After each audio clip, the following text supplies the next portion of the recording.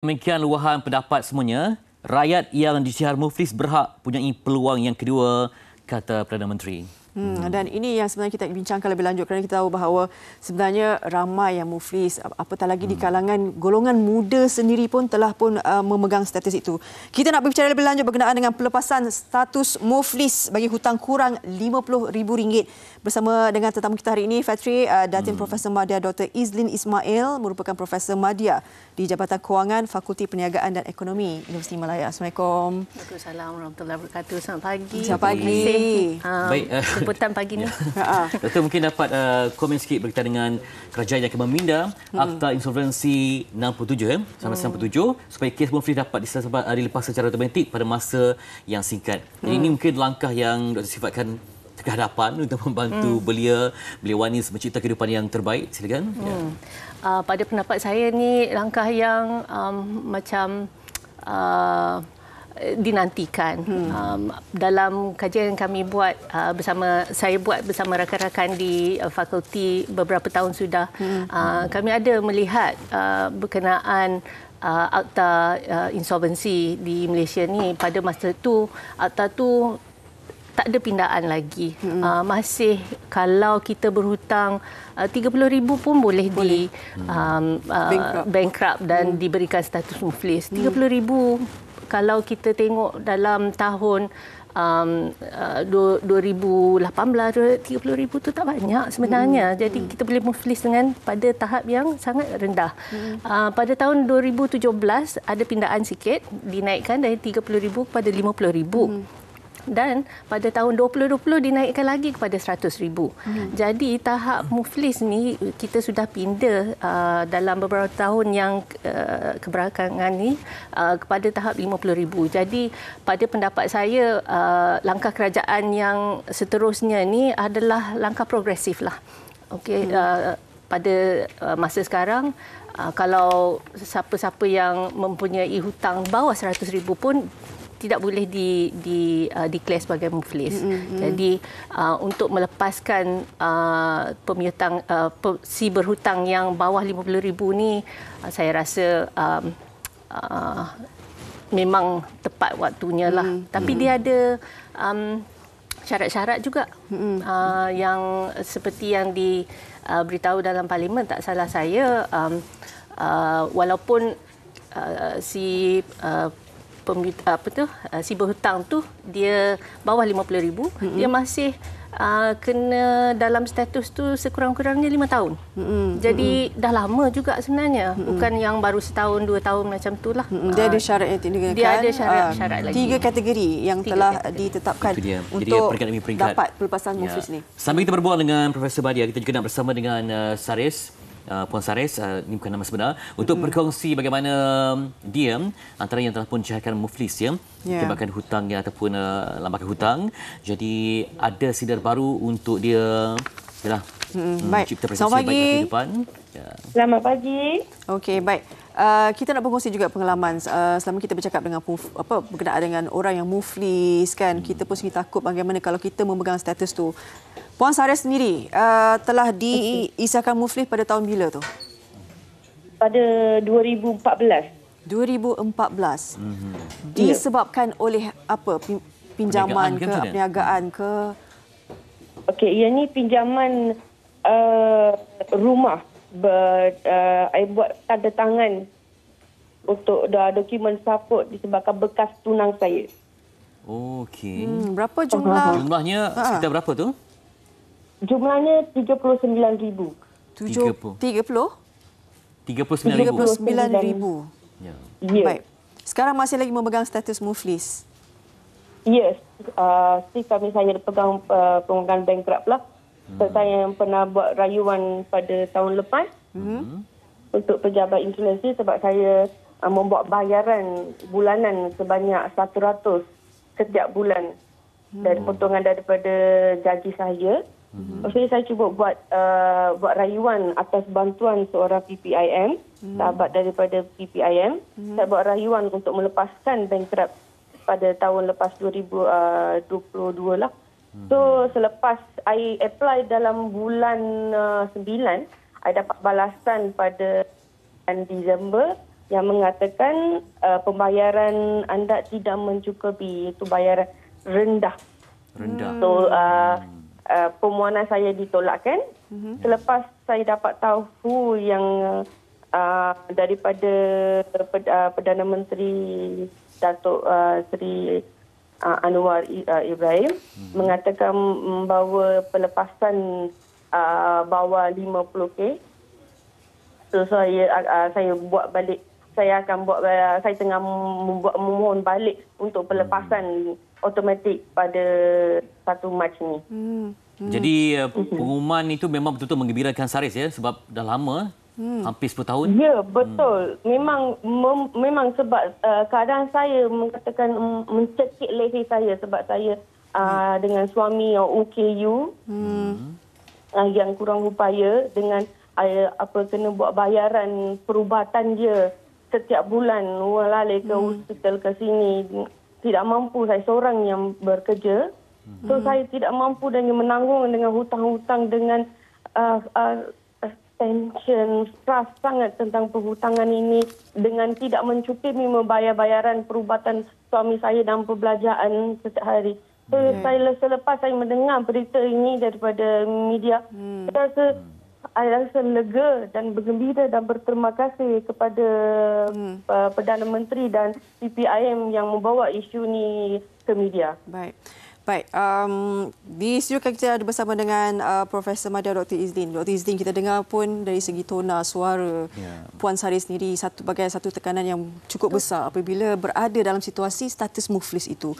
Apatah lagi latar belakang bila sesebuah keluarga itu tahap kemampuannya tidak mencapai. Dan walaupun usaha ada, bayar RM100 sebulan pun tak diterima ni. Jadi bagaimana doktor? Dalam keadaan ini mungkin satu kes yang kita dengar. Tapi lebih ramai lagi. Bagaimana sebenarnya bila kata dibelenggu status muflis ini? Kalau kita tengok statistik Jabatan Insolvensi, lebih daripada suku juta rakyat Malaysia sedang menanggung status muflis buat masa ini. Jadi kalau berdasarkan polisi yang baru ni, mungkin ada rezekilah untuk 100,000 lebih terlepas daripada status muflis. Alhamdulillah pada saya, macam kes Puan Saris tadi, dia sebenarnya diberi status muflis kerana dia garantor, bukan dia peminjam utama tu. Pada saya mengharapkan kerajaan bila dia akan membuat sedikit perubahan pada akta tu, dia mengambil kira status kenapa seorang itu diberikan muflis dan kepada siapa yang dimufliskan kerana menjadi garantor. Dia bukan peminjam utama. Itu adalah satu kriteria yang saya rasa perlu diperincikan lagi. Tak sepatutnya mereka ditindas begitulah. Pada saya untuk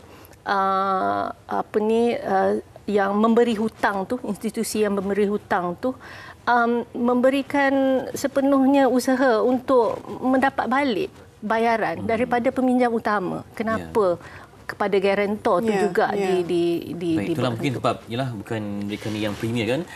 Sebenarnya mereka ni dah lepas daripada status muflis ni. Jadi apa mungkin hak-hak yang wajar mereka nikmati sama seperti orang lain, ataupun di samping mereka juga perlu menyusun hutang-hutang yang ada itu dengan khidmat aset daripada pelbagai agensi yang berkaitan. Jadi apa yang perlu ditimbang-tarakan, sebab mereka ni kadang-kadang ada yang berpotensi, ada yang berniaga. Betul. Ya, kadang-kadang saya kalau kita mempatkan potensi mereka tu disebabkan hanya kerana hutang dan kesilapan, atau terutama kalau yang menjadi penjamin tu. Betul.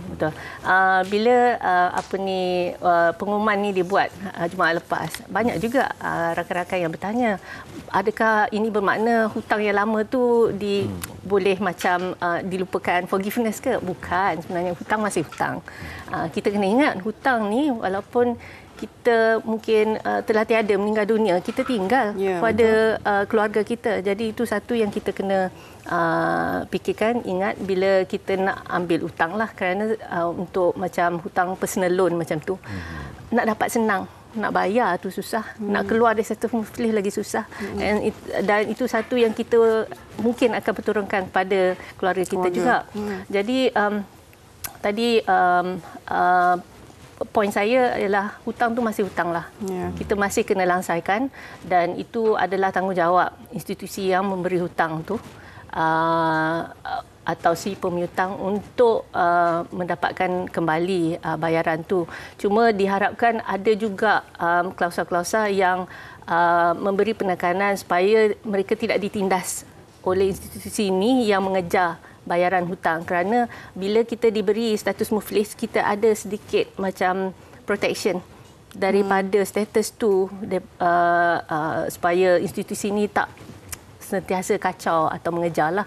Walau bagaimanapun kelebihan dilepaskan daripada status muflis ni saya rasa lebih banyaklah daripada kemudahan yang diberikan. Puan Saris masih bersama dengan kita? Ya. Okey, Puan Saris. Kita nak tanya, mula diisytiharkan Muflis 2014 cabaran ketika tu, maksudnya kita dah dengar ada usaha nak cuba bayar 100 sebulan tapi dengan kekangan dan tekanan hidup sendiri pun masih lagi belum mampu dan sebagainya. Antara cabaran yang paling pahit lah apabila berada di belenggu dengan status Muflis ni.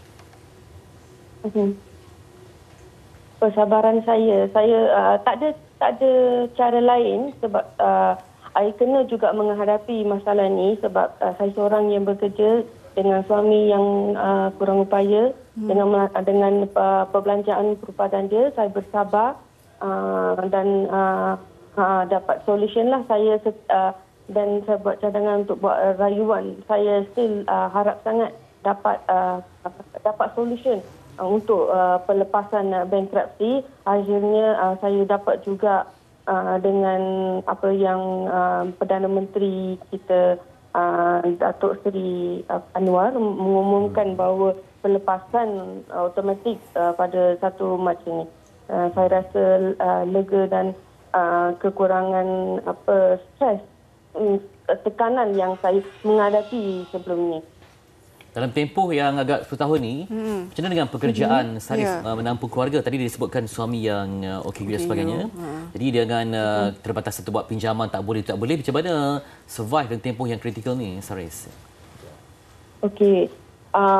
Masa saya pada 2014 yang difailkan saya ni bankruptcy, ketika tu saya mengandung 8 bulan. 8 bulan dan suami dia masuk hospital selama 6 bulan tak dapat disebabkan infection.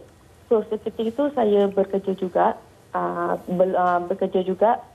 akaun bank saya still aktif lagi. So ketika itu saya cuba mengeluarkan duit gaji saya daripada bank, kad saya di-rejectkan. So saya buat panggilan kepada office saya, kenapa gaji saya tak masuk lagi ke? Dia kata, gaji kamu dah masuk. Okey, bagi saya masa, saya cuba cek dengan pihak bank lah. So dapat balasan daripada office klik saya, dia kata mengatakan gaji kamu berbayaran cek itu ditendang, di-rejectkan. Dan disuruh saya pergi ke jumpa dengan pihak bank tu. Lepas saya dapat menjumpa dengan pihak bank tu, dapat tahu saya akaun saya dibekukan. So dapat dibekukan. So saya memang tak tahu nak cara apa nak. Dia tak ada bagi amaran ke surat menyurat mengatakan bahawa macam selalunya kita ada peringatan kan? Peringatan. First reminder, second. Ya, bagaimana? Saya tidak dapat sebarang surat sebab saya seorang dokumen support saja. Yang dapat tu surat tu bekas tunang saya. So saya tidak dapat apa-apa amaran setika tu. Last tapi saya dapat surat selepas mendapat tahu akaun saya dibeku, baru saya dapat sepucuk surat yang mengatakan saya di bankrupt. So situasi masa tu saya mengandung dan suami saya masuk hospital dalam 6 bulan. Dengan saya dapat tahu bankruptcy dan akaun saya dibeku, saya memang tak ada cara lain. Saya macam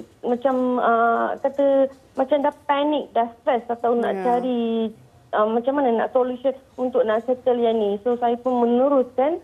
Lepas saya bersalin dalam pantang tu, saya pergi balik ke office minta kemajikan untuk meriliskan by cash lah saya punya gaji dia pun orang pun terima juga, tapi selama 1 bulan je. Lepas tu selepas 1 bulan saya kerja sebagai kerani, saya dapat ditukar department sebagai QA. Kita harapkan ada ujian juga besar sebenarnya. cahaya baru dan juga mungkin ada peningkatan dalam hidup ya. Kalau orang yang tiada ini, insyaAllah ada sesuatu yang baik untuk anda nanti, insyaAllah. Okey. Doktor, mungkin ada usaha, ada lagi jalan yang boleh memperbaiki lagi usaha untuk akta insolvensi ini kan, selain daripada pemansuhan daripada hutang bawah RM50,000 atau macam tadi doktor katakan, ada perlu diteliti lagi. Saya mengharapkan dalam pindaan yang kita nantikan ini mungkin dilihat balik tempoh seseorang itu boleh diberikan status muflis. Buat masa sekarang, dia boleh selama-lamanya selagi kita tak langsaikan hutang. Jadi macam mana orang tu nak hidup? Betul. Kalau kita tengok pada setengah negara-negara maju, dia ada had. Dia seorang tu hanya boleh dimufliskan untuk maksimum 10 tahun ke, atau dia ada period lah untuk hutang banyak ni maksimum 5 tahun. Kalau tak langsai pun lepas tu dia akan dilepaskan supaya dia boleh hidup sebagai normal. Tapi hutang masih hutang lah. Dia masih boleh perlu membuat pembayaran hutang, tapi dia boleh bekerja, berniaga, menjalankan perlu kehidupan. Perlu juga nasihat ya, bimbang nanti dia buat hutang baru untuk tutup hutang yang itu tak semestinya senang, kerana yang memberi hutang tu dia sepatutnya ceklah status kredit seseorang yang nak ambil hutang ni. Tapi kalau dia bagi juga ada macam setengah institusi yang memberi hutang tu kerana dibuat potongan dari gaji kan. Jadi kadang tu dia tak berapa kisah sangat sama ada orang tu dah banyak hutang ke tak. Jadi pada saya kan sedikit macam tanggungjawablah perlu diambil oleh yang memberi hutang ni, institusi beri hutang. Kalau dia memberi hutang terlebih sangat kepada seseorang itu, dia pun patut ambil tanggungjawab. Baik. Jangan hanya menyalahkan yang mengambil hutang. Kita mungkin akan datang banyak lagi kita bincangkan ni untuk penambahbaikan dan juga untuk kehidupan yang tenang tanpa hutang dan juga tanpa status muflis ni. Terima kasih kepada Datin Profesor Madya Dr. Izzuddin Ismail, Profesor Madya di Jabatan Kewangan Fakulti Perniagaan dan Ekonomi UM, berkongsi sesuatu yang manfaat untuk kita. Dan semoga mereka yang dilepas pada status muflis ni dapat mencipta kehidupan baru, rentak yang baru dan semangat yang baru. Inilah tarikhnya 1 Mac apabila dikatakan akan dilepaskan status muflis bawah hutang RM50,000 serta-merta 1 Mac ini.